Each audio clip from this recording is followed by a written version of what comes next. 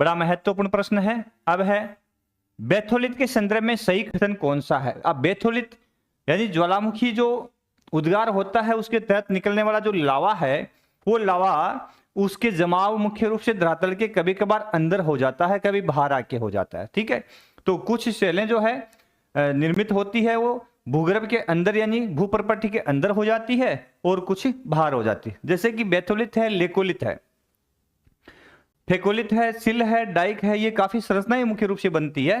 तो वो किसके जमाव से बनती है? ज्वालामुखी उद्गार से निश्चित लावे के जमाव से बनती है।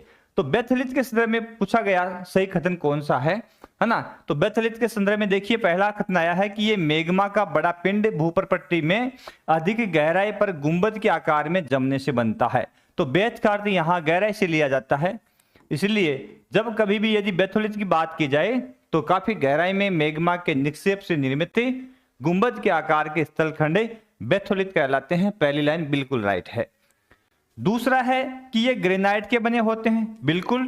बैथोलिथ मुख्य रूप से लावा निक्षेप से बनते हैं, ये पिंड ग्रेनाइट के निक्षेप होते हैं, ये राइट भी इसके संदर्भ में सही है।